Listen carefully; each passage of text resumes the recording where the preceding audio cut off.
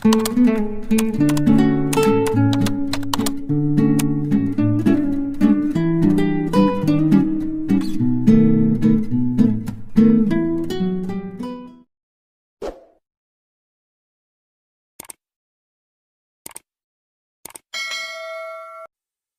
on. Where are you going, young lady? Taas ang kilay na tanong ni Yuri sa anak niyang babae nang makita niya itong paalis at may dalang bag. Dahan-dahan naman ang ginawang paglingon sa kanya ng dalaga. Tsaka itong umiti. Just wanna go out with my friend, Dad. Mahinahong sagot ni Mia habang pinagkukrus naman ng kanyang ama ang mga braso. Prente itong nakaupo sa sofa at pinakatitigan ng mabuti ang anak. Cassandra again? Marahang tumango si Mia bilang sagot. Can't you find someone else to hang out with, Mia? Napaikot ng mata ang dalaga nang marinig ang tanong na yon sabay tingin sa ama. Dad, she's my friend. We've been friends since high school. Wala naman po sigurong masama kung siya lang talaga yung gusto kong kaibigan, hindi ba? Sa kabila ng inis, nakuha niya pa ring maging mahinahon sa pakikipag-usap sa kanyang ama. Look, darling, I'm just protecting you. Naisip ko lang naman na baka ginagamit ka lang niya. I don't want that, and you know that, Mia. May halong otoridad sa tinig ni Yuri habang sinasabi yon. Kaya't napatango na lamang ang dalaga. Hindi niya nga ako ginagamit, Dad. Tsaka kung ganong klaseng tao si Cassandra, di sana noon ko pa nalaman, di ba? You know how much I hate people who worship those worldly things, Dad. Aniya pa pagkatapos narinig niya ang mahinang pagtawa ng ama. You do hate me then? Well, gusto ko lang malamang mong I'm doing this for you. Kung sakaling wala na ako, you will inherit the family's fortune. With that, hindi mo mararanasang maghirap. Umikot ang mga mata ni Mia sa narinig. Sabay hinga na lamang ng malalim. Whatever, Dad. I have to go. Cassandra's waiting. I'll be home at 6. Aniya pa tsaka tumalikod na upang makaalis. Hindi naman kasi siya interesado sa yamang meron ng kanyang pamilya. Kung maaari, gusto niyang maranasang mamuhay ng ordinaryo lamang. Malayo sa usaping kayamanan. Bes, mukhang wala ka na naman sa muda. Pansin ni Cassandra nang dumating si Mia habang salubong ang kilay. Si Daddy kasi is so annoying. He keeps telling me about the fortune na mamanahin ko raw. Can you believe that? Kunot noong pagkukwento niya, kaya't natawa naman ang kaibigan. Inilapag nito ang basong hawak na may lamang halo-halo, tsaka tumingin sa kanya. Wala ka namang dapat ikainis doon, Bes. Nabubuhay ka sa ganyang karangyang buhay. Pangarap ng lahat yan eh. Pagsasalita nito, kaya't marahan ang ginawa niyang pag-iling. Well, it's not my dream, Cass. Alam mo ba yung feeling na halos araw-araw nakaharap ka sa mga numero, the feeling that you have to balance everything or else you lose it? Sobrang nakakabagot at nakakasawa na. Kung magkaroon lang ako ng pagkakataon, I will gladly switch my life with yours. Muling tumawa si Cassandra sa narinig. Ay naku, Mia. Mas nakakasawa ang ganitong buhay. I-appreciate mo na lang ang meron ka. Whatever, Cass. Anyway, ano nga palang update? Kinuha nito ang baso sa harap niya habang hinihintay ang sagot ni Cassandra. Ayun na nga, Bes. May interview ako sa susunod na araw dun sa inaplayan ko. Simpleng umiti si Cassandra. Samantalang dumaan naman ang galak sa mata ni Mia. Wow, that's so good to know. Just wanted to apologize. Si Dad kasi kaagad na nag-hire ng bagong manager sa mall. Sa'yo ko sana balak ibigay yung posisyon na yun eh. Ano ka ba? Ayos lang yun. Tsaka hindi ko naman forte ang pagmamanage eh. Ang laki pa ng mall nyo. Mahirap siguro i-handle yun. Ano lang kasi, baka may pwede kang ipahiram na formal attire sa akin, bes. Wala kasi ako nun. Pero promise, ibabalik ko din naman agad. Pangako. Pinaglalaroan ni Cassandra ang kamay niya habang sinasabi yon. Nahihiya kasi ito sa kaibigan. Pero wala din naman siyang ibang mahihiraman kundi si Mia. Oh, ba't di mo naman sinabi agad? Kahapon pa sana tayo nakapamili. Alam mo, hindi kasi tayo same size eh. Mas maliit ka sa akin. Kaya mas mabuting bili na lang tayo para masukat mo, okay? Taas baba ang kilay na tanong ni Mia. Subalit bakas naman ang pag-aalangan sa mukha ni Cassandra. Hindi kasi lingid sa kaalaman niyang gold digger ang tingin sa kanya ng ama ni Mia. Nakakahiya naman yata, bes. Kahit na maluwag sa akin, ayos lang yun. Ang mahalaga may maisuot lang ako kung okay lang. Aniya pa. Subalit tumayo na si Mia at hinatak siya. Para namang hindi tayo magkaibigan yan eh. Huwag kang OA dyan.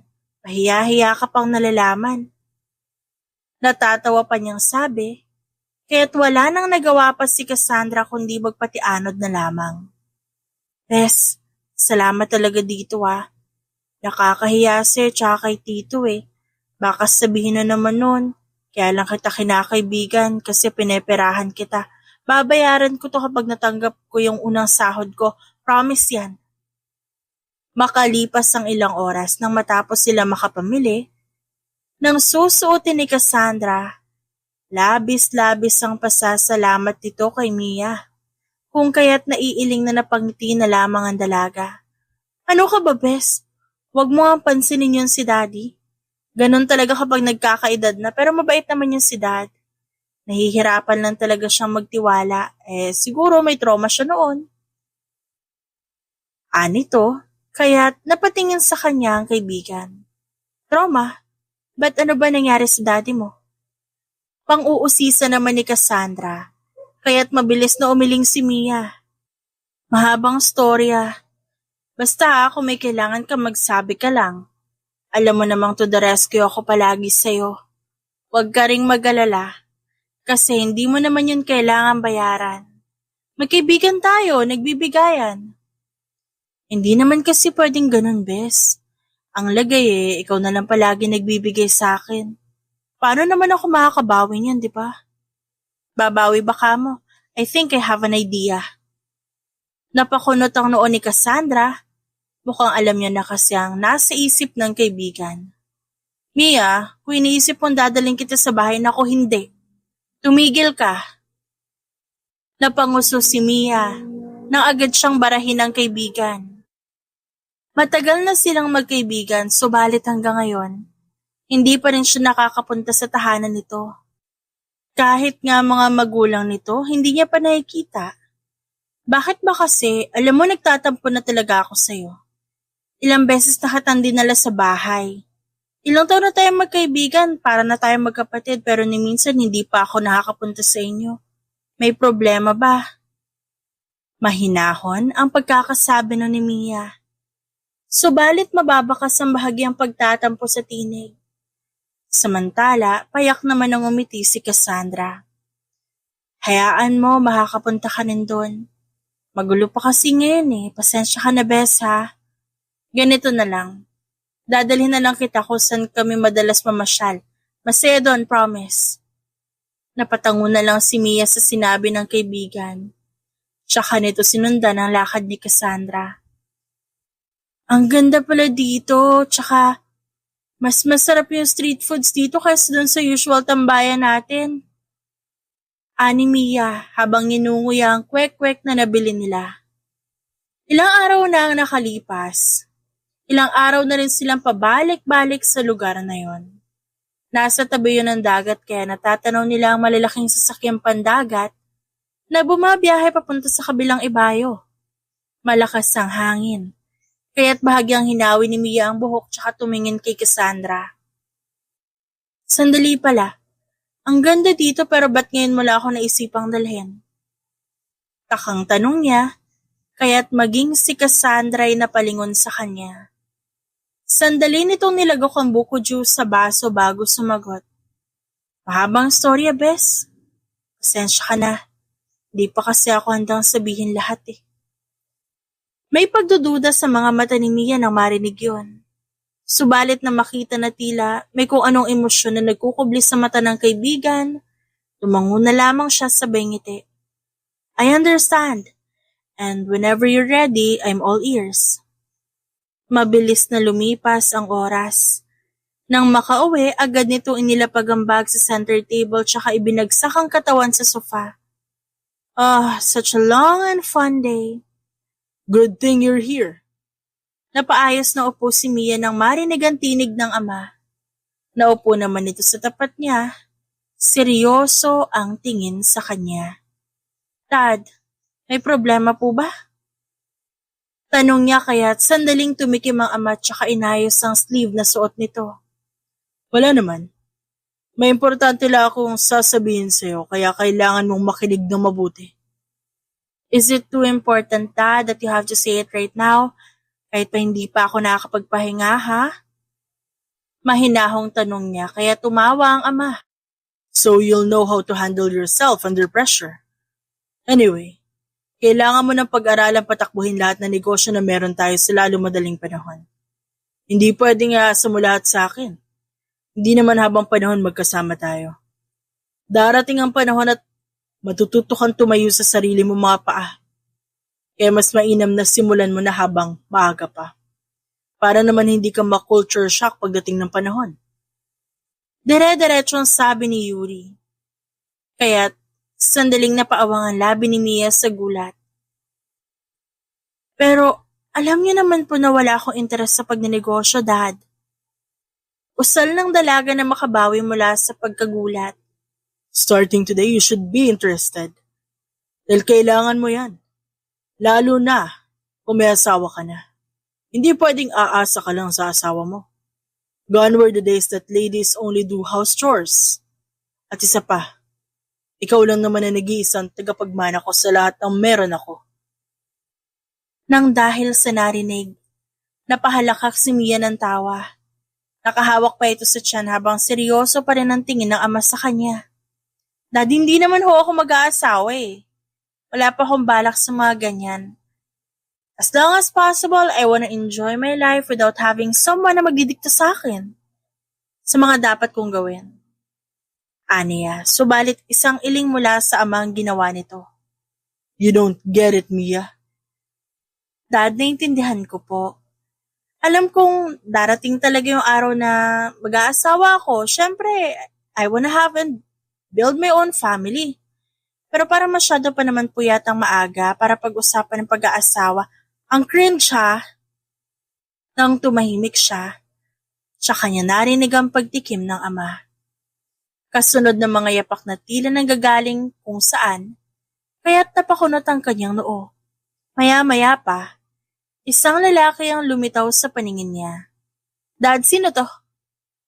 Sinuong niya ito ng tingin mula ulo hanggang paa. Masyadong maputi ang kutis nito. Halos wala na din ito mata sa sobrang pagkasingkit. Hindi maitatangging dumadaloy ang dugong Chino sa lalaki. You must be Mia. I'm Jake, by the way. It's really nice to finally meet you. You're more beautiful than I imagined.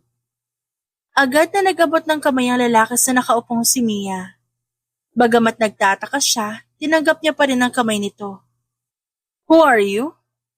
Tila walang narinig si Mia sa pinagsasabi ng lalaki.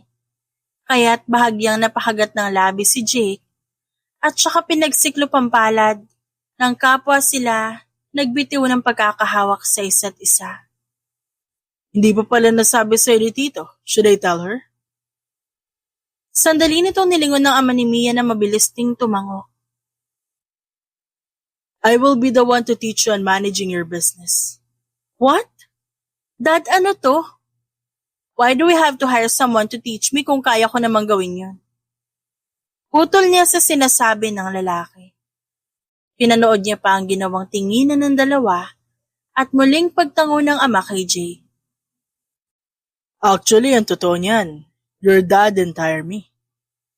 I'm doing this because I want my bride to be fully ready in life when we get married. Like managing business. Napataas ang kilay ni Mia. And, I'm not your bride. So what's the point? Well, the point is, you will marry me, so that makes you my bride. Ngumiti ng simple ang lalaki. Subalit walang bahid ng kahit anong tuwa sa mukha ni Mia nang marinig yon. Is this a joke, Dad? You decided to prank me? Sinubukan niyang tumawa.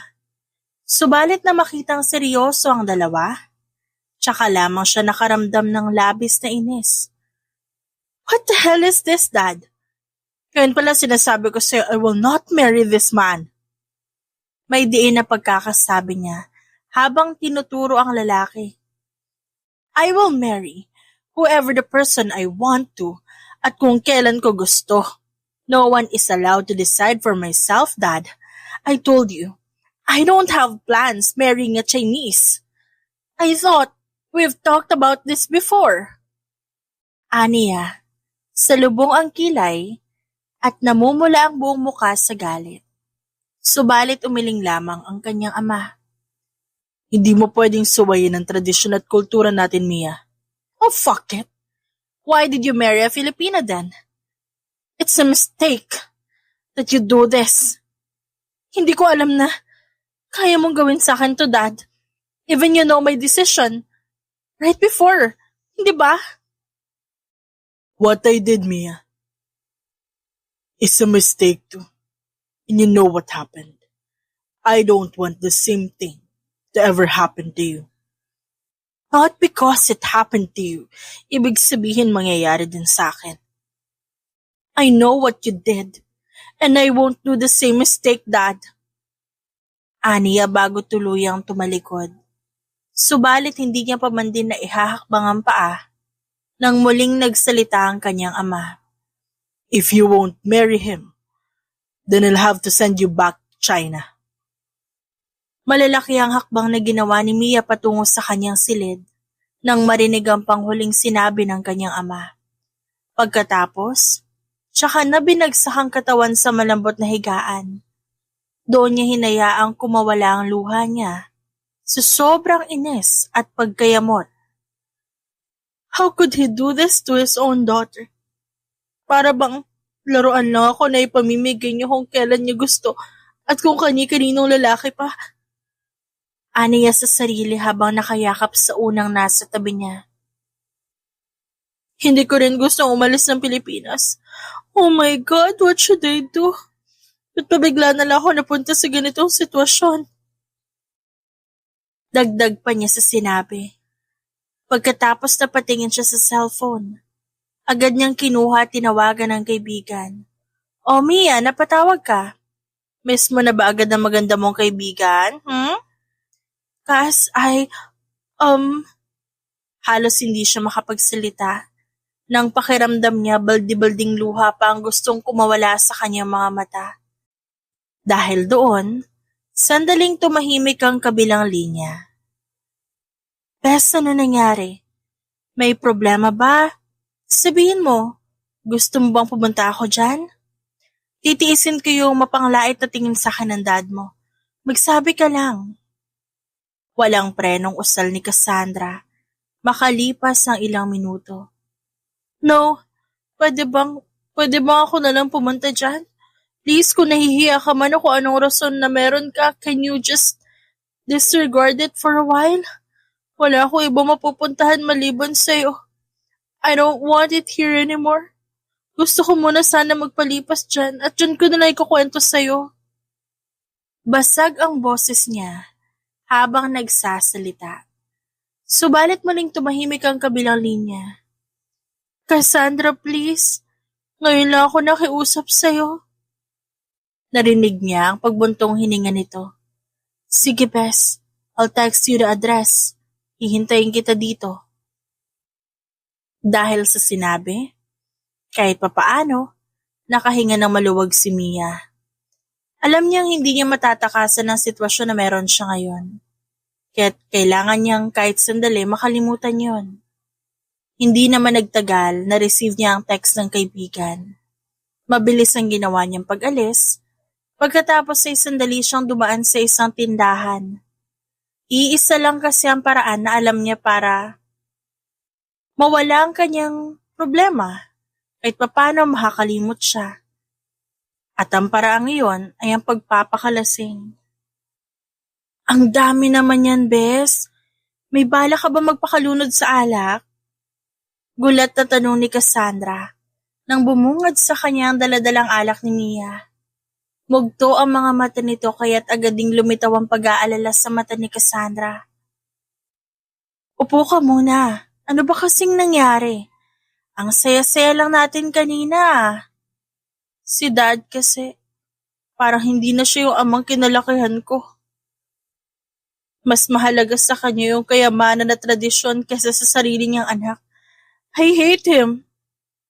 Aniya, habang binubuksan ng isang bote ng alak. Naghanda naman si Cassandra na makakain. Kaya't sandaling nailibot ni Mia ang tingin sa paligid. Hindi naman pangit ang tirahan ni Cassandra, kaya hindi niya alam kung ba't ngayon lamang siya nito pinayagang pumunta doon. Samantala, ilang beses pang umikot ang baso sa pagitan nilang dalawa, bago tuluyang natapos si Mia sa pagkukwento sa nangyari. Hanggang ngayon naiiyak pa rin siya. Hanggang sa isang lalaki ang biglang pumasok kaya't gulat siyang napatingin dito. Pakiramdam niya maging ang luha niya ay umatras dahil sa nakita. Who's that? Mahina niyang tanong nang hindi inaalis ang tingin sa lalaki. Detalyado ang bawat anggulo ng mukha nito, kaya't hindi niya mapigilang mapahanga. Bes, kuya ko nga pala. Kauwi niya lang galing Maynila si Kuya Roy. Kuya kaibigan ko si Mia. Ngiting sabi ni Cassandra subalit isang tangulang ang itinugon ni Roy, kaya't nagkibit balikat na lamang ang dalawa.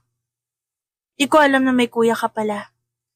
Ang totoo kasi niyan, ngayon ko pa lang siya nakilala, kaya hindi ko rin siya nabanggit sa'yo dati. Tumango si Mia sa sinabi ni Cass. Don't worry, di naman yun mahilig sa mga babae kaya safe ka dito. Muli siyang tumango. Halata ang pagiging suplado ni Roy, kaya't kalauna naging komportable din naman siya. Hanggang sa tuluyan na nga itong nalasing at nakatulog ng hindi namamalayan. Nalasing pala ako. Mahinang saad niya kinabukasan ng magising sa isang hindi pamilyar na silid. Nang mapatingin ito sa kanyang sarili, iba na rin ang suot niyang damit. Gising ka na pala. Tinig ng lalaki ang narinig niya, kaya't agad siyang napatingin sa pinanggalingan nun. Mabilis ng laki ang kanyang mga mata. Nang mapagtantong silang dalawa lamang ng lalaki ang naroon sa silid na yon. Kung ano-anong pumasok sa isip niya. Dahil na rin sa biglang pag-iiba ng suot niya kaya napasigaw siya. Sandali ano? Mabilis na lumapit si Roy upang takpan ang kanyang bibig. Huwag ka nga sigaw na sigaw. Baka ano isipin ng kapitbahay.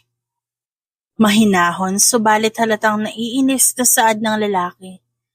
Bakit totoo naman Pati ba na yung suot kong damit tsaka bakit tayong dalawa lang nandito? Nasaan si Cassandra? Pagtatanong niya, sabay inilibot ang paningin. Subalit imbes na makita ang kaibigan, napalunok ito ng tumama ang mata niya sa nakahubad na katawan ni Roy. Maskulado. Lasing na lasing ka kagabi. Suka ka na suka kaya binihisan ka ni Cassandra.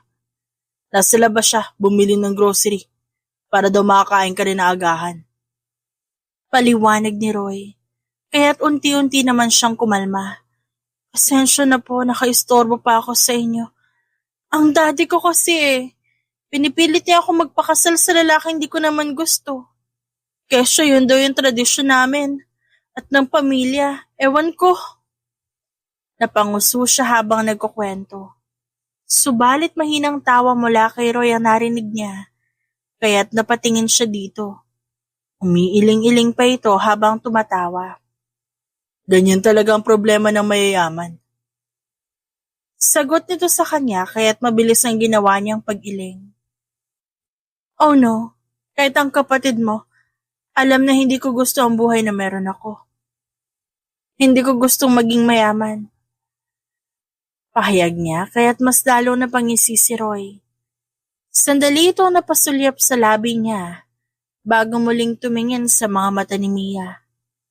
Kung totoo yung sinasabi mo, patunayan mo nga. Halikan mo ako. Pilyong hamon nito, kaya't napakuyom ang kamao ni Mia. Hindi nito nagustuhan ang binitawang salita ng lalaki, kaya't maging ang kamay niya, hindi niya na nakontrol pa at direkta yung tumama sa pisngi ni Roy. Pagkatapos, nagmamadali siyang umalis sa lugar na yon. Samantala, na makauwi ang kanyang ama, nakangisi naman itong sumalubong sa kanya. Mia, I knew you would come back.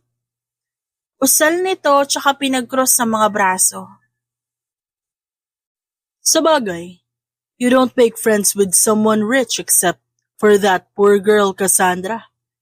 Siguro, di mo nagustuhan ang lugar doon. Kahit di ka nagtagal, tama ba?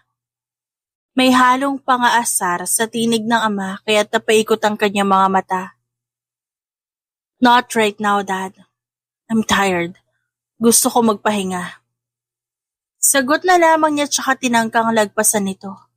Subalit mabilis siya nitong pinigilan. Not so fast, young lady. Bakit? Hindi ka ba nagpapahinga na maayos sa lugar ng kaibigan mo? Let me guess. Hindi ka rin siguro nagagahan, no? Good thing your fiancé and I are currently having breakfast, so why don't you come and join us? Ngumiti ito kaya't muling umikot ang mga mata ni Mia. Please, Dad. He's not my fiancé. I won't marry him. Kung ako sa'yo, hindi ako magbibitaw ng salitang pagsisisihan ko sa huli. Baka hindi mo kilala kung sino si Jake. He's way too dangerous kapag kinalaban mo siya.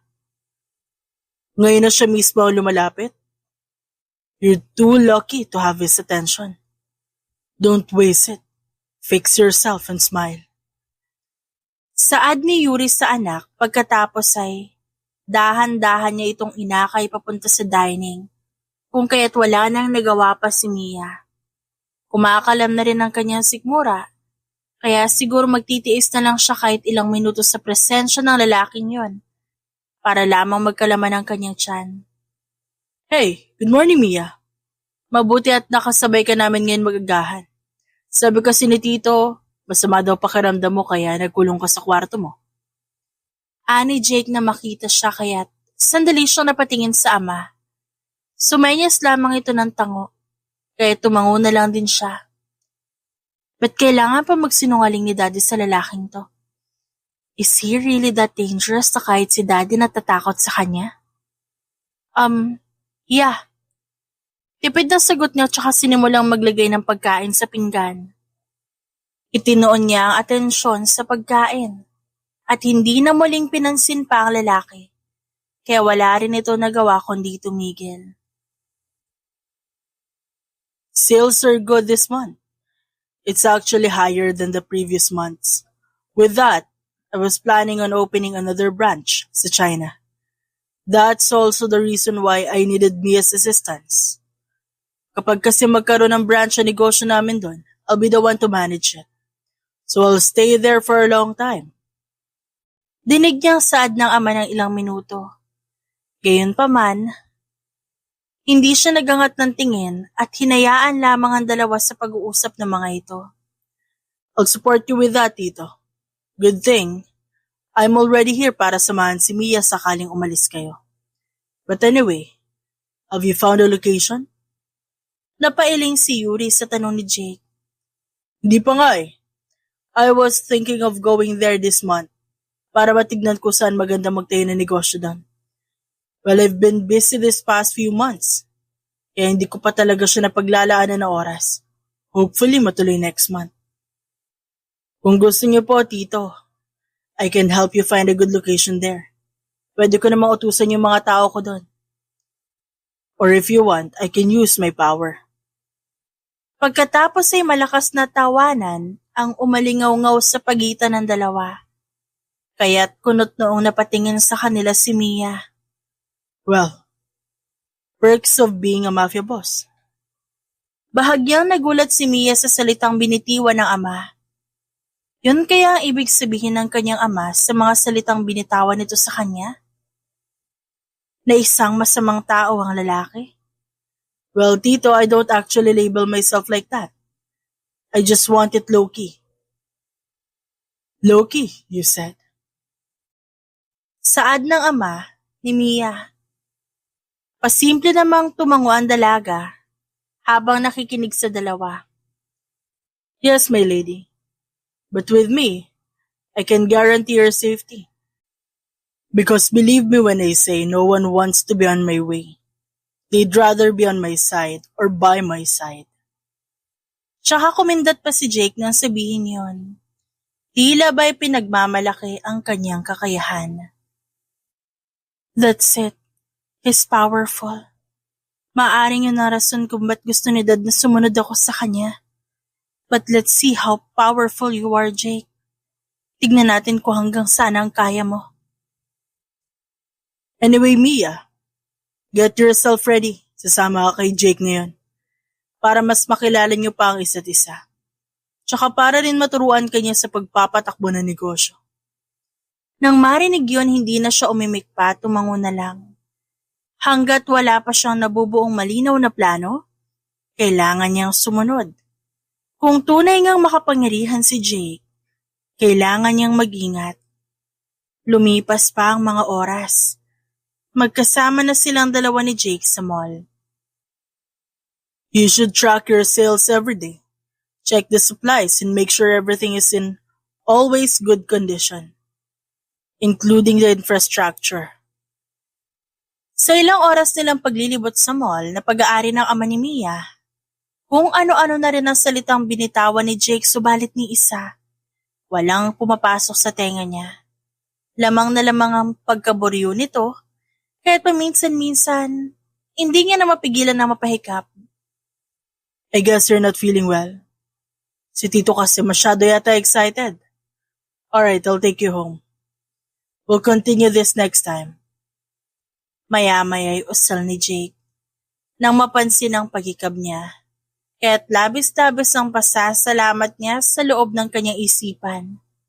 Sa isipan pa niya'y mabuti at marunong din palang makiramdam si Jake. Siguro, kung susunod siya sa gusto ng ama, posibleng pakinggan siya nito. Subalit ipapakitin niya rin kay Jake na hindi siya interesado sa lalaki. Aalis at susuko din naman ito kalaunan. Nang dahil sa pag-iisip, hindi niya na namalayang nasa parking lot na pala sila. Naramdaman niyang tila ba mas lalong nilalapit ni Jake ang katawan nito sa kanya. Bahagya siyang tumingin sa paligid. Walang katao-tao kaya't bumilis ang tibok ng puso niya. Jake, what are you doing? Ha? Ba't ka lang malapit? Mabilis niyang tanong nang bigla siyang iharap ni Jake. Tinulak siya nito kaya't nakaramdam siya ng pagbangga ng kanyang likod sa kotse. You're mine. And the little kiss won't hurt you. Sagot nito, tsaka tinangkang ilapit ang mukha sa kanya. Dahilan kung bakit mabilis na naging pagkilos niya at sinampal ang lalaki. Malakas niya itong naitulak kaya't agad siyang tumakbo kasabay ng pagring ng kanyang cellphone. Tumatawag si Cassandra, kaya't mabilis niya yung sinagot. Bes, nasan ka? Natagalan lang ako, ang haba ng pila dun sa tindahan. Sabi ni Kuya umalis ka daw agad. Dinig niya sabi ng kaibigan, habang patuloy siya sa lakad-takbong ginagawa. Bes! Bes! Hingal na tawag niya rito. Ayos ka lang ba? Tanong ni Cassandra subalit. Akmang sasabihin niya sana ang lahat ng maisip niyang baka nakakaistorbo na siya sa kaibigan. May ginagawa kasi ako ngayon. I will just call you when I'm free.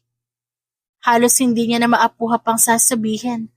Nalilito na siya sa mga salita. Mabilis niyang binaba ang tawag. Everyone, including you, has surprised Mia. Kaya huwag kang mag-alala. I can give you the whole world. I can make you a queen. You can bathe in gold and live the most luxurious life you can ever dream of. Just accept me. Because whether you like it or not, you'll marry me. Mahinahong sabi ni Jake. Subalit bakas ang pagmamataas. Ilang araw na ang lumipas. Hindi niya na mabilang. Subalit wala pa ring sawa si Jake sa pambubulabog sa kanya. Ang lalaking inakala niyang kahit papano may konting konsiderasyon kabaliktaran pala. Sa pananalita nito, halatang sanay itong lahat ng gusto na kuha. Subalit hindi na ngayon. Dahil papatunayan niyang hindi lahat kayang bilhin ng kayamanan. If taking a bath is a luxury now, then I'd rather not take a bath. Umikot pa ang mga mata ni Mia nang sabihin niya yon kaya't natawa si Jake. Akbang magsasalita ito nang biglang tumunog ang cellphone ni Mia. Si Cassandra ang tumatawag kung kaya't mabilis na lumayo si Mia para sagutin yon. Bes, busy ka ba? Nasaan ka ngayon? Bungad nito sa kabilang linya. Nasa bahay ako, Bes, bakit? Kasi, ngayon lang sinabi sa akin ni Kuya yung nangyari. Yun talagang nangyari. Nung pumunta ka dito, naku, Bes, pasensya ka na talaga. Hindi ko naman alam na magsasalita ng ganun si Kuya eh. Tahimik naman kasi talaga to eh. Lalo na kapag magkasama kami, pasensya na. Ayos lang. Gusto sana namin makipagkita ni Kuya sa'yo. Gusto niyo humingi ng formal na tawad. Sorry talaga. Naku, Bes, nakakahiya. Ayos lang ba yun sa'yo? Sandaling napatingin si Mia kay Jake na prenteng nakaupo sa sofa. Nasa backrest ang kamay nito habang magkahiwalay ang mga hita. Halatang komportable ito sa pagkakaupo na para bang sarili niyang bahay yon. Alright, same place right now. Simpleng sabi niya at binaba ang phone. Ayaw niya pa rin sana makita ang lalaking yun subalit kumpara kay Jake. Tingin niya mas masisikmura niya pa kung si Roy na lamang makikita niya. Total naroon naman si Cassandra. Wait. Sandali, I have to get my purse. Aniya at pumunta sa kwarto.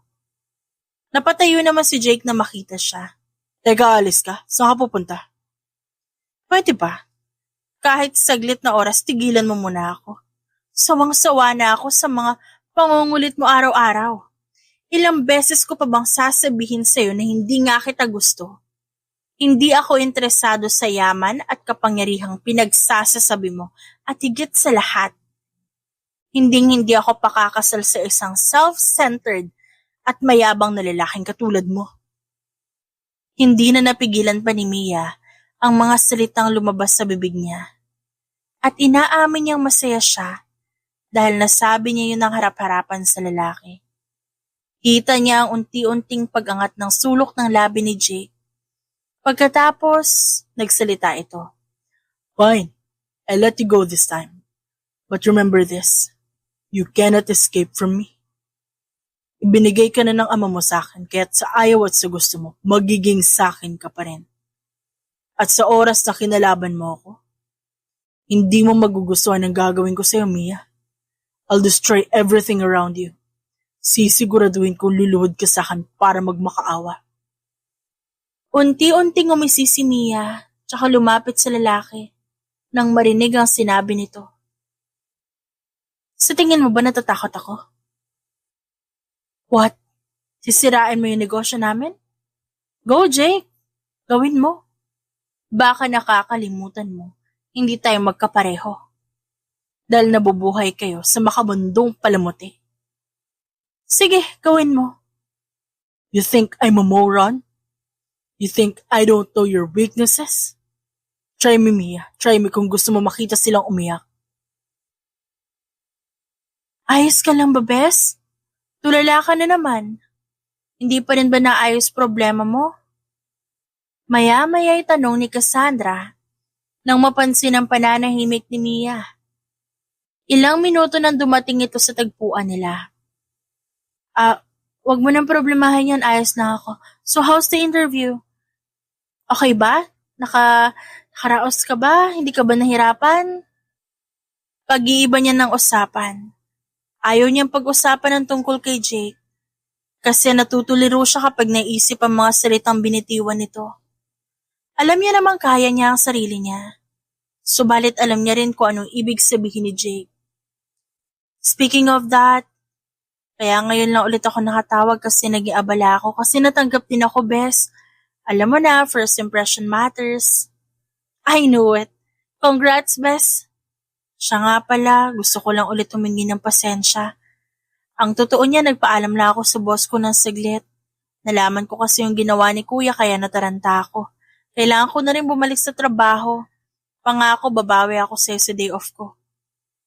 Tumango na lamang si Mia. Hindi na pinansin pa ang kaibigan. Lalo na nang makita nito si Roy. Hindi nito maalis-alis ang tingin sa sarili.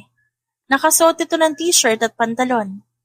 Bakat ang hubog ng katawan nito sa suot, kaya't maging ang iba, hindi mapigilang mapasulyap sa binata. Nang aakit ang mga mata nito na tila ba lahat ng dada ang mga mata dito, mabibighani mismo. Sandaling namutawi ang katahimikan sa pagitan nilang dalawa. Nang tuluyang makalapit si Roy sa kanya, pareho silang nakatingin sa dagat, tsaka sabay na tumikim.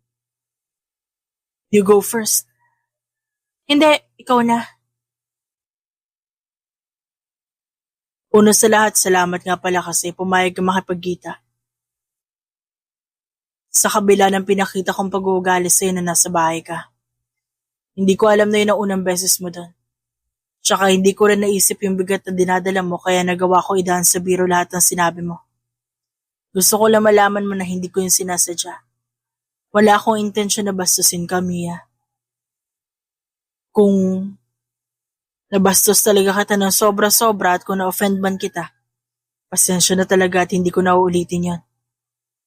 Mahaba at dire-diretsong sabi ni Roy. Mabilis ang pagkakasabi nung natila ba takot na maubusan ng oras. Samantala, simple namang umiti si Mia kaya't napatitig siya rito. Sa isip niya ay bagay na bagay sa mukha ng dalaga ang pangalan niya.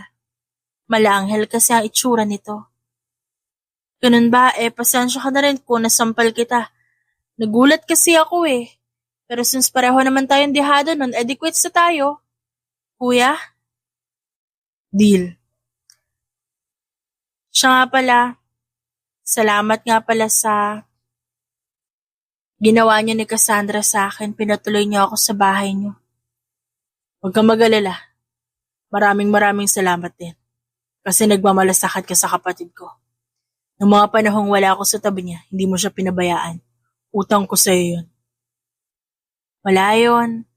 Siya lang naman ang kaibigang meron ako eh. In fact, hindi ko nga alam na may kuya siya. Nalaman ko lang nung pumunta ako sa inyo. Di ko nga rin alam kung ba't di niya ako pinapayagan na pumunta sa inyo dati. Wala naman kasi siyang idea tungkol sa akin. Tsaka, kasi, baka complicated ng mga panahong yun sa bahay. Kaya hindi kanya pinapayagang pumunta. Ganun ba? Pero paano nangyaring wala siyang idea tungkol sa'yo, kuya? Hindi alam ni Cassandra na may kapatid siya, ganun? Pwede bang wag mo na akong tawagin kuya? Pakiramdam ko kasi sobrang tanda ko na kapag ganun. Halos ilang taon lang naman ang tanda ko sa'yo. Ganun din yun, matanda ka na talaga. Grabe ka naman, hindi ah. Fine, so bakit nga? Basta mahabang kwento. Next time na lang. Sa ngayon, kain muna tayo. Gutom na ako eh. Huwag kang mag-alala, libre ko. Sus, lugi pa rin naman ako. Hindi ako matakaw eh. Sinungaling. Si Cassandra mismo nagsabi, malakas ka daw kumain ng street foods. Pagkatapos napuno ng tawanan ng pagitan nila. Dahil doon, hindi nila namalayan ang paglipas ng oras. Gabi na pala, hatid na kita. Pagbepresenta ni Roy, subalit mabilis na umiling si Mia. Hindi na. Alam mo naman ang sitwasyon ko sa bahay, di ba? Mahirap na baka makita tayong dalawa at idamay ka pa nung mokong na yun. Para namang hindi kita kaya ipagtanggol sa kanya. Para sa ng pagiging lalaki ko kung maduduwag ako sa chinong yan. Trust me, he's not that ordinary person na basta-basta mo na lang susuntukin. And as much as possible, ayoko may madamay. O siya. Pero, kasi, Pwede ba kitang ayain ulit tumabas? Oo naman, kailan ba? Ikaw, kung kailan mo gusto. Ayos lang din naman sa akin kung araw-araw. Sige. Basta araw-araw dapat libre mo ah. Walang problema.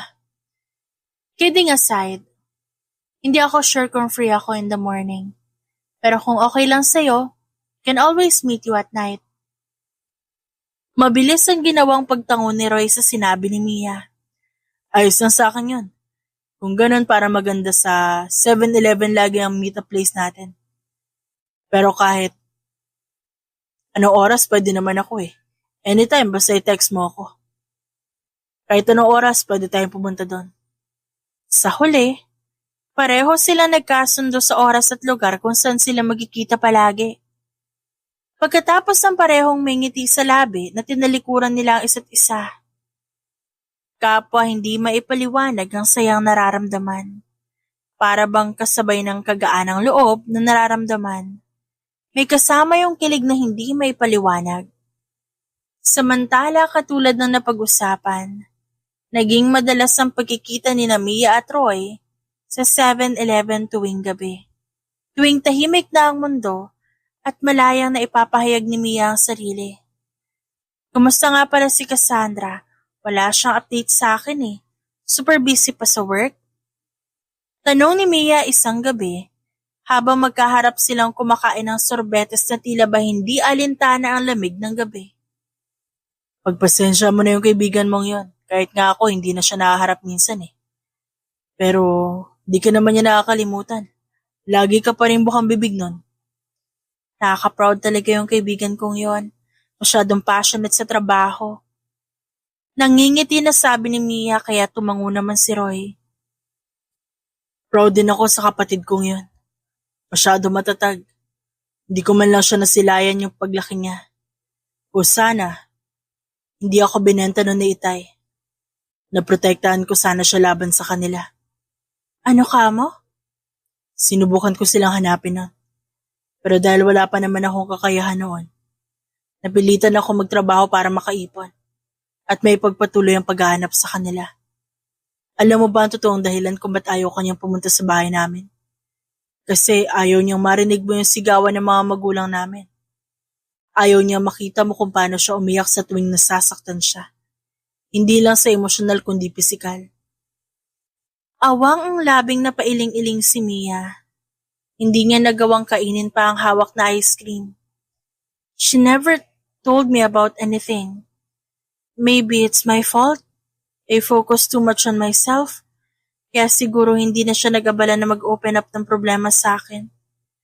I was eaten by my too much hatred for my mom's betrayal that I failed to notice she's in pain too. Nung iniwan kami ni mommy for some random guy, pagkatapos niya makuha ang gusto niya kay daddy. Kumawala ang ilang butil ng luha sa mata ni Mia, kaya tinabihan siya ng upo ni Roy. Pinunasan nito ang kanyang pisngi. Pagkatapos ay naramdaman niya na lamang ang sariling nakakulong sa bisig ng lalaki. Walang may kasalanan. Pareho lang kayong biktima ng malupit na mundo. Pero nandito na ako ngayon. Poprotektahan ko kayong dalawa. I'll make sure you're always safe as long as I'm here. Nang mga oras na yon, kakaibang kagalakan ang naramdaman ni Mia sa kanyang puso. Para bang ayaw niya nang matapos pa ang oras na yon. Hindi niya maipaliwanag kung bakit. Subalit hindi niya maitatangging para bang gumagaan ang lahat kapag kasama niya si Roy. Nang dahil sa tagpong yon, kapwa nila hindi maalis sa isip ang isa't isa. Para bang araw-araw, nagiging mas kapanapanabik ang pagkikita nila at mas nagniningning ang kanilang mga mata. Nagiging mas makulay ang kanilang buhay. Mabuti at gising ka na. Parang napapansin ko napapadalas yata ang pagiging puyat mo. May pinagkakabalan ka ba sa gabi, Mia? Taas gilid na tanong ng ama ng dalaga isang umaga. Baka po pinag-aaralan niya magpatakbo ng negosyo. Imagine, she's doing it as a wedding gift for me. Sabat naman ni Jake at lihim siyang natawa. That's good then. Sana ngayon talaga rason kung ba't lagi kang puyat. Anyway, speaking of the wedding, your wedding is in a month from now. What? You heard it. I already arranged everything. Your wedding gown has been sewed. Ang tanging gagawin mo na lang, maglakad habang nakangiti sa harap ng aisle at humarap sa altar kasama ng mapapangasawa mo. Tumangutango naman si Jake sa sinabi ni Yuri. Nang makitang sasagot pa ang dalaga, agad niya itong pinigilan. You can't say no, Mia. Don't forget my words. Cassandra, right? Dahan-dahang umisi ang lalaki, kaya't napakuyom na lamang ng kamao si Mia. Nakakapanibago, dati energetic ka, ngayon ang tamlay mo. May nangyari ba? Takang tanong ni Roy, kinagabihan. Sa sobrang pagkatulala, tumutulo na ang ice cream sa kamay ni Mia. 1 buwan na lang ikakasal na ako. Ano? Huwag mo sabihing pumapayag ka. May magagawa pa ba ako, Roy? Mukhang ito na talaga yung kapalaran ko. I have to accept it. Aniya, tsaka tinignan ng lalaki. Paano niya sasabihing buhay ng kapatid niya ang nakasalalay, oras na sumuway siya sa gusto ni Jake? Buhay ng kapatid ni Roy. Buhay ng kaibigan niya. Hindi pwede, Mia. Huwag kang papayag, please naman, huwag muna. Even if I want to, I can't. And what's the point of stopping it kung wala din namang mangyayari? What's the difference? May magagawa pa ba ako, Roy? Maaaring ikaw wala, pero yung pagmamahal ko, yung nararamdaman ko para sa'yo meron. Mia, mahal na kita. Sabihin mo, may nararamdaman ka din ba para sa akin? Kasi kung oo, ipaglalaban natin to. Nagsusumamo ang mga matang nakatingin si Roy kay Mia. Hindi alam ni Mia ang gagawin niya. Hindi niya mapigilang matakot lalo na't alam niya sa sariling, sa maikling panahon na yon, natutunan niyang mahalin ang lalaki. Pahala na. Pero sana hindi ko ito pagsisihan. Do you need anything, Mia? Jake and I are discussing about your wedding. Pagsalubong ni Yuri sa anak nang pumasok ito sa opisina niya. Ilang araw ang nakararaan. Dahil sa pagiging abala, kapwa hindi na nagawa pang tingnan ni Yuri at Jake ang dalaga. I came to inform you that there will be no wedding between me and Jake because I'm in love with someone else. Dahil sa sinabi, tsaka pa lamang napalingon ng dalawa sa kanya. Pagkatapos, bumaba ang tingin ng mga ito sa kamay nilang magkahawak ni Roy. What craziness is this, Mia? He's clearly older than you and... Tiningnan ni Yuri si Roy mula ulo hanggang paa. Judging by his look, he's not a match for you. Ano ipapakain niyan sa'yo, Mia? Kaya ba niyang tapatan lahat ng meron si Jake? Maaaring hindi niya kayang tapatan lahat ng yaman na meron si Jake. Pero kaya niya akong protektahan. Something that even you as my father failed to do. Matapang niyang sagot. Matapang na sagot ni Mia. Mas lalong humihigpit ang hawak niya sa kamay ni Roy. Hindi dahil sa kaba, kundi nais niyang ipabatid sa lalaking handa niya itong ipaglaban. Samantala napahawak naman sa sentido ang ama. Nakapikit ito at halatang hindi nagugustuhan ang nangyayari ngayon.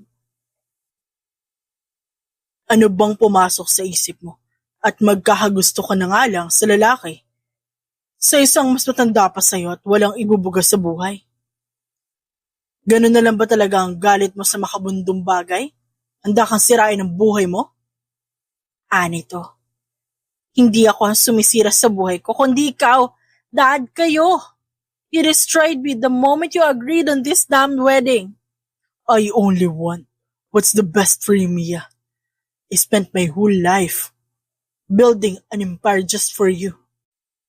At hindi ako papayag na mapupunta lang sa wala ang lahat. You'll marry Jake and you can't do anything about it. Samantala, hindi naman kumikibo si Jake. Subalit matapos marinig ang sinabi ni Mia, sinenyasan niya ang mga tauhan. What are you doing? Dad, stop them! Pasigaw na sabi ni Mia nang pinilit silang paghiwalayin ng mga tauhan ni Jake. Gayunpaman, pinanood lang sila ng kanyang ama. Samantala, sinubukan namang manlaban ni Roy. Subalit sa huli, sinikmuraan lamang siya ng ilang tauhan ni Jake. Roy, tama na Dad! Huwag niyo siyang sasaktan! Hindi lang yan aabutin niya, kundi kayo titigil sa kahibangan niyo. Right now, you'll stay in your room until your wedding. Parehong walang nagawa ang dalawa. Subalit nang sandaling magtama ang kanilang tingin, kapwa nila alam na kahit anong mangyari, hindi sila susuko. Bes, napalingon si Mia nang marinig ang boses. Halos 1 linggo na ang nakakaraan.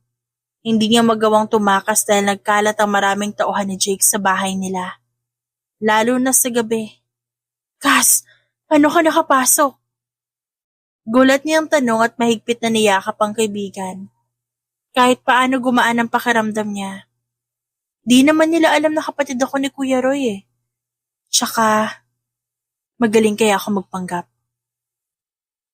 Ngumiti si Cassandra tsaka hinawakan ang kamay ng kaibigan. Kayo naglilihim kayo sa akin ni Kuya ah. Kaya pala lagi kayong magkasama. Pero bes, anong plano mo niyan? Ikakasal ka na. Tsaka mahihirapan din makapasok si Kuya dito, ang daming bantay. Sabihin mo sa kuya mo, sa araw ng kasal hintayin niya ako sa lugar kung saan kami palagi nagtatagpo tuwing gabi. Hindi ako sisipot sa kasal. Sabihin mo kung may alam siyang lugar na pwede naming tuluyan, kahit maliit na kubo, basta malayo dito. Ano? Sigurado ka ba dyan, Bes? Paano kung mapahama kayo? Walang masamang gagawin sa akin sila, Dad. Pero ikaw mag-iingat ka. Alam nilang mahalaga ka sa akin. Baka ikaw ang gamitin nilang pain para sumunod ako sa kanila. Huwag mong hahayaang mangyari yon. Iwan ko lahat na maaaring gamitin nila para matrack ang lokasyon ko. Kung maaari gumawa ka ng paraan para malaman namin ni Roy kung ligtas ka. Mabilis namang tumango si Cassandra. O sige, ako nang bahala. Pero Bes, hindi na ako ulit makakapunta dito Baka mahalata nilang bumubuo tayo ng plano eh. Nang matapos ang pag-uusap nila, agad nang hinanda ni Mia lahat ng gamit. Pinag-aralan niya lahat, bawat sulok at kanto, kung saan siya maaaring dumaan. Sa loob ng ilang linggo sinubukan niya magpanggap na ayos lang sa kanya lahat. Nang sa ganon hindi magiging mahigpit ang pagbabantay sa kanya sa araw ng kasal. Hanggang sa dumating ang araw na yon. Mahigpit siya nakahawak sa suot niyang wedding gown. Anumang oras nakahanda siyang tumalon mula sa sasakyan. Sa mga oras na yon, hindi ka ba ang nararamdaman niya kundi saya? Dahil sa wakas, makakawala siya, bagamat marangya, malupit ang mundong kinaroroonan niya ngayon. Kuya, mahina niyang tawag sa driver. Nakatakip ang mukha nito, kahit hindi niya mabasa ang reaksyon nito. Pwede po bang huminto muna tayo? Kailangan ko lang pong pumunta sa CR. Mabilis lang po. Sa CR ba talaga ang punta? Mabilis siya napalingon sa driver nang magsalita ito. Hinubad nito ang takip sa muka, kaya't agad ng laki ang mga mata niya. Roy? Knockout yung driver kanina eh. Buti nga at di ako napansin. Dumiretso na tayo sa Maynila. Ubarin mo na yung suot mo. May nilagay na damit siya si Cassandra. Utos ni Roy na mabilis naman niyang sinunod. Paano si Cassandra? Iiwan natin siya? Tanong niya habang hinuhubad ng suot. Nakatalikod dito upang hindi siya makita ni Roy. Nasa simbahan yan. Di siya pwedeng paghinalaang may alam sa pagtakas mo. Tsaka binigyan ko siya nitong bracelet. Ipinakita ni Roy ang kulay itim na bracelet na suot. Tutunog yan kung nasa panganib siya. Samantala, mabilis lamang na lumipas sa mga buwan. At sa loob ng ilang buwan na yon, walang sinayang na araw sina Mia at Roy para iparamdam ang pagmamahal nila sa isa't isa. Pinuno nila ang isa't isa ng masasayang alaala. Mag-iingat ka sa trabaho mo ah. Huwag mong kalilimutang ikaw si Lito. Ang pangalan mo, Lito. Tsaka huwag mo rin tatanggalin to ah, baka makilala ka. Yun ang paulit-ulit na paalala ni Mia kay Roy tuwing umaga. Bago ito pumasok ng trabaho. Nagkalat kasi ang litrato nilang dalawa. Hanggang ngayon, hindi pa rin sumusuko si Jake sa paghahanap sa kanila. Kaya't kailangan nilang baguhin ang kanilang pagkakakilanlan. Opo, mahal na prinsesa, noted po. Malambing na sagot ni Roy. Tsaka pareho silang natawa at niyakap ang isa't isa. Mahal na mahal kita, Roy. Mahal na mahal din kita, Mia. Malayo man ang agwat natin, lalo na sa edad. Sana wag kang magbago. Gagawin ko lahat para sa'yo. Sagot ni Roy. Tsaka sandaling napatingin sa pinagkainan nila sa mesa at kamay ni Mia. May ilang galos doon dahil sa gawaing bahay. Gasgas na yung kamay mo. Sabihin mo lang kung nahihirapan ka na. Ayos doon din naman sa akin kung gusto mo bumalik sa inyo. Bahagyang umiti si Mia sa narinig. Sabi ko naman sa'yo, di ba? Mas gusto ko ang ganitong buhay kasama ka.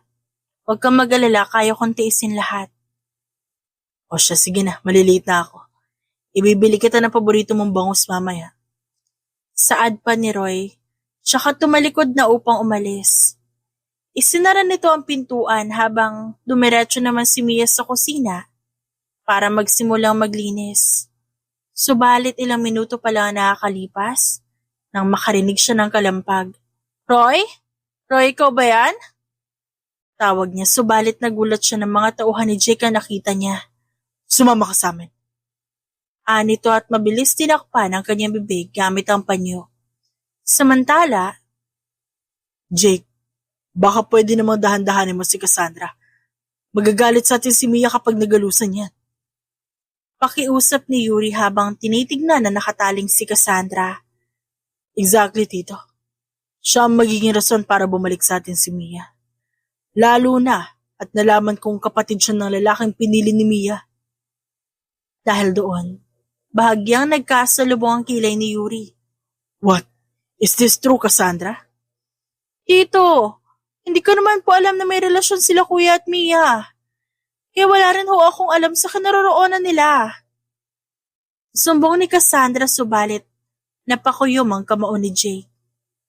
Tsaka nito mabilis na hinawakan sa leeg si Yuri at tinutukan ng baril. If you won't tell me, then I'd rather kill you all. Banta niya kaya't natigilan si Cassandra. Sinubukan niya abutin ang bracelet sa kamay subalit nahihirapan siya. Alam niyang mahalaga pa rin kay Mia ang ama nito, kaya't hindi niya pwedeng pabayaang mapahamak ito. Sasabihin ko na. Aniya, pilit pa ring inaabot ang bracelet. Nasa Cavite sila ngayon, pero hindi ko alam kung saan doon. Binitawan naman ni Jake si Yuri habang nakangisi. I told you, Tito. Pwede bang ako na muna ang una makakita sa anak ko? I'll talk to her. I'm just concerned about her. I'm her father. She'll listen to me. Can you leave this for me? Papakawalan mo na ba ako? Huh? Not yet. Habang wala pa sa kamay ko si Mia. Dahil doon, may pag-aalalang tinignan ni Yuri ang dalaga. Hindi niya ito magawang tulungan dahil maging siya hindi kayang kalabaning si Jake. Samantala pilit pa ring inaabot ni Cassandra ang bracelet. At nang tuluyan niya yung napindot, tsaka pa lamang siya napanatag. Gayunpaman, ilang oras na nakalipas, maaaring nahuli na siya. I'm sorry, Mia. Sa kabilang banda, malapit na sa tinatrabahuhan si Roy nang mapahinto sa paglalakad dahil sa biglaang pagtunog ng suot na bracelet. Nasa panganib ang kanyang kapatid, kaya't mabilis siyang napatakbo pabalik. Subalit lalo siyang kinabahan nang maabutan ang nakatiwangwang na pintuan ng kanilang tirahan. Kanina sarado ito pero ngayon, bukas at nagkalat ang ibang gamit. Mia! Pagtawag niya subalit halatang wala ng tao sa loob. Kung ano-anong nasa isip niya habang nasa biyahe. Hindi siya mapakali. Hindi niya alam kung sinong unang hahanapin. Si Mia ba o si Cassandra? Sigurado isang tao lang may gawa nito. Nasa isang lugar lang si Mia at Cassandra. You son of a...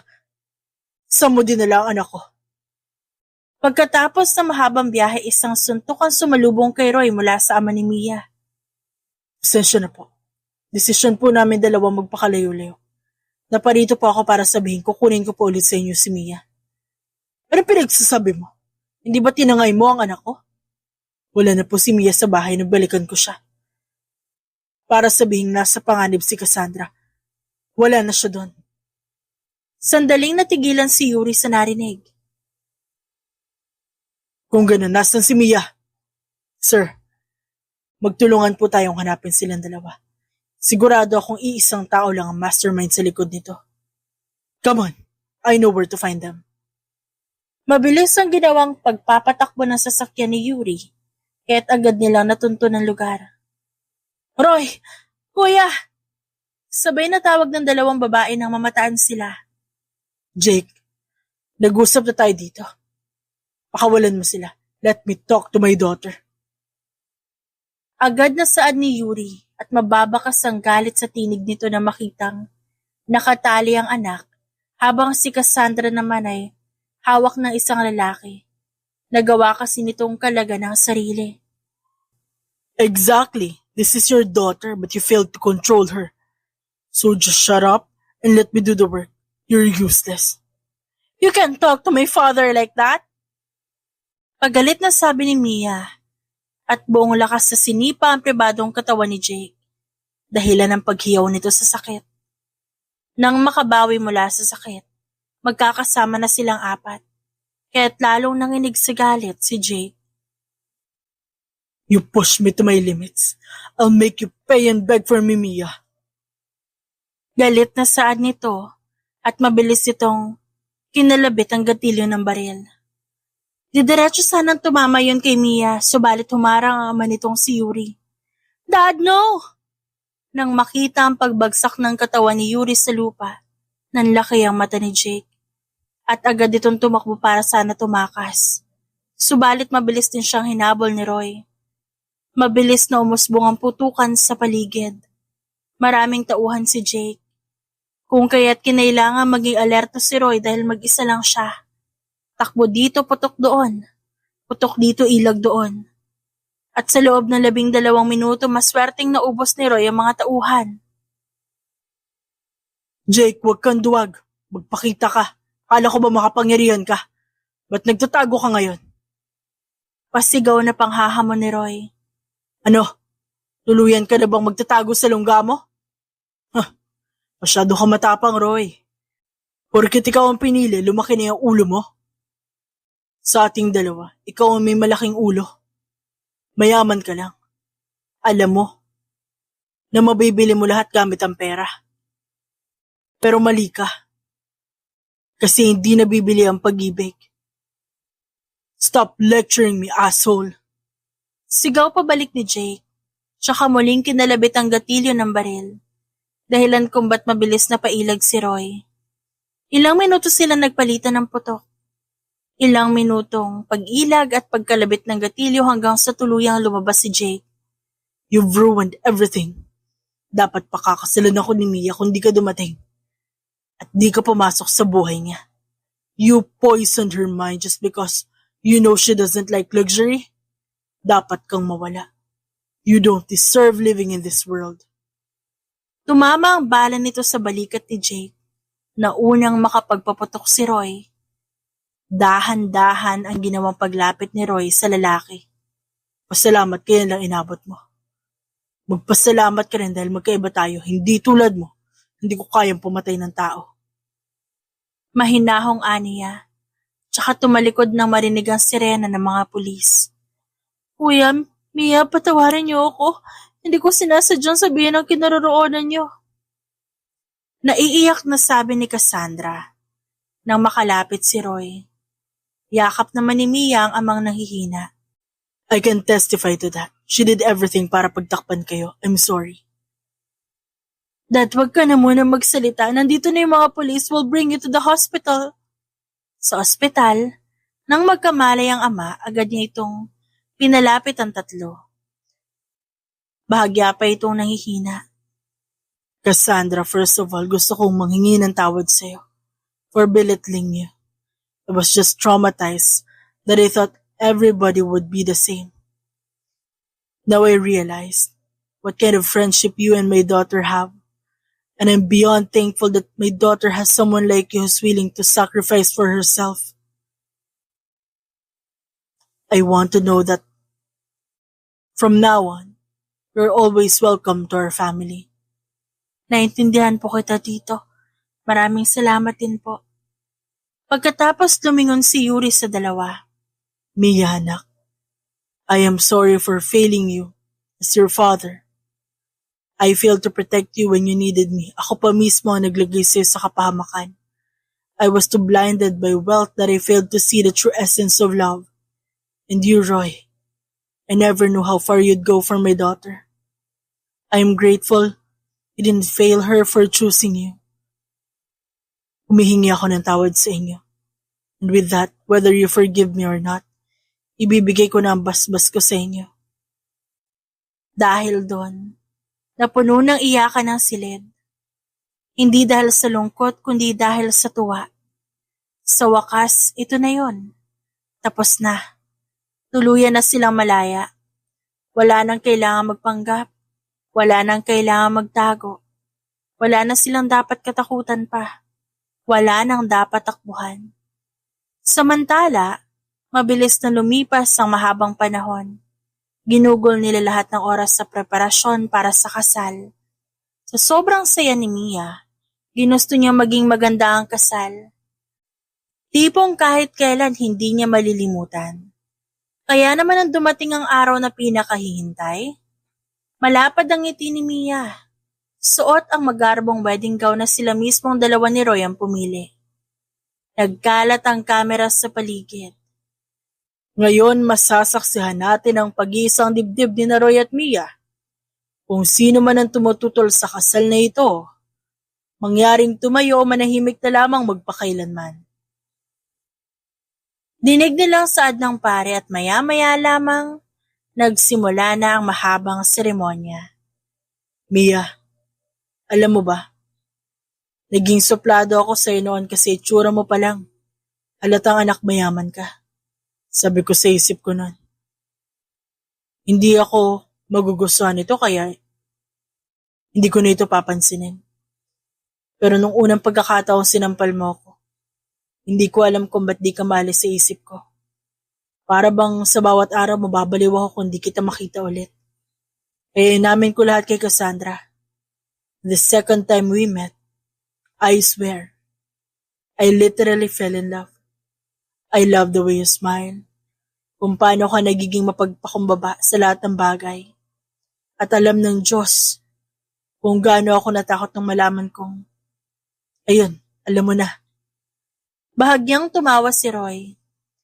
Nag-take ako ng risk kasi sabi ko bahala na. Hindi ka pwedeng mapunta sa iba and I never thought you feel the same.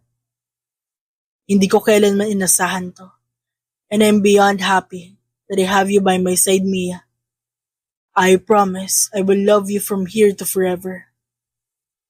Roy Sanchez, you know, I hated you. Di ko rin kailanman inakala mamahalin kita ng ganito. Yung tipong kaya kong kalimutan lahat para sa'yo. And Dad can attest to that. Pero alam mo, ikaw yung taong matagal ko nang hinahanap. Someone who is very down to earth. And of course, sobrang mapagmahal. Walang araw na hindi ko naramdaman ang pagmamahal mo sa akin. You became my safe place. Even until now, you will always be my safe place. And I promise to cherish you all the time. I promise to be a good wife and a good mother to our future offspring. Tsaka naman nanginginig na isinuot ni Mia ang singsing kay Roy. I now declare you as husband and wife. You may now kiss the bride. At sa muling pagkakataon, muling nagtagpo ang kanilang labi. Sa mga oras na yon, sa harap ng altara, Isang simbolo na kailanman ang pag-ibig nila hindi mabubuwag. The End. If you like the story, please like and subscribe for more wonderful stories. Paalam!